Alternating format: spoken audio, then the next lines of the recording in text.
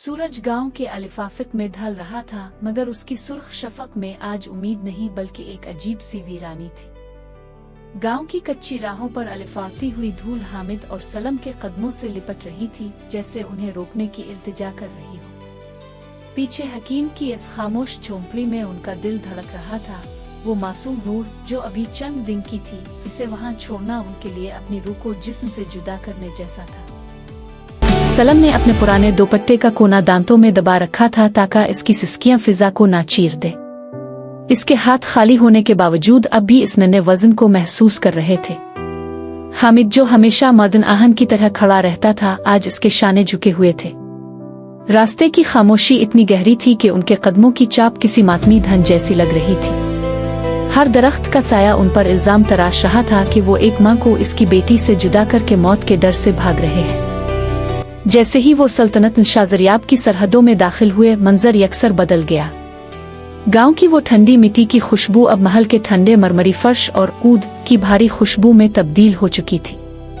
मगर ये शान और शौकत उन्हें किसी पुरअसरार कब्रिस्तान की तरह लग रही थी, जहां हर सुतून के पीछे मौत खड़ी हो। मलिका रुखसाना के कमरे के बाहर खौफ का राज था। कनीजें थर थर कांप रही थीं। बादशाह शाजरियाब अपने भारी कदमों से बरामदे में चक्कर काट रहा था। इसके हाथ में मौजूद शाही तलवार की माटे पर लगे हीरे मशोलोहे की रोशनी में चमक रहे थे, मगर उसकी आंखों में मौजूद दरिंदगी किसी भी हीरे से ज्यादा खतरनाक थी। अगर आज भी वही हुआ जो पिछली 6 बार हुआ है। शाजरियाब की गिरजती हुई आवाज ने महल की दर और दीवार को हिला दिया, तो रुखसाना की सांसें भी इसी महल की दीवारों में दफन कर दी जाएंगी। अंदर मलिका रुखसाना दर्द से निढाल थी। इसका चेहरा पसीने में शराबूर था, मगर उसका असल दर्द जिस्मानी नहीं बल्कि वो दहशत थी जो इसे अंदर से खाए जा रही थी।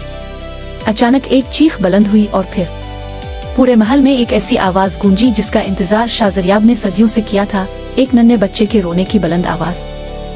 कमरे का दरवाजा खुला और दाई कांपती हुई बाहर आई। मुबारक हो ज़िलुन इलाही, शहजादा अलियर की पैदाइश हुई है, वारिस आ गया। शाजरियाब के चेहरे पर एक ऐसी हंसी फैली जो किसी भेड़िए की फतह जैसी थी। बेटा, मेरा अलियर।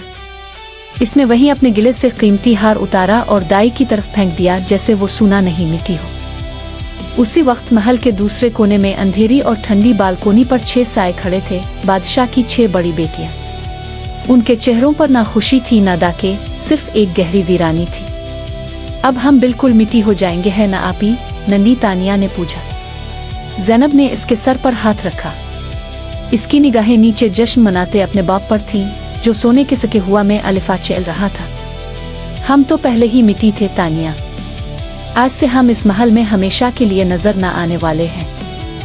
शाजरियाब ने मलिका रुखसाना के कमरे में कदम रखा और बच्चे को अलिफाते कर कहा, तुमने आज मुझे जिंदगी दी है। वो जो मनहूस बेटी नूर पैदा हुई थी, इसका मर जाना ही बेहतर था।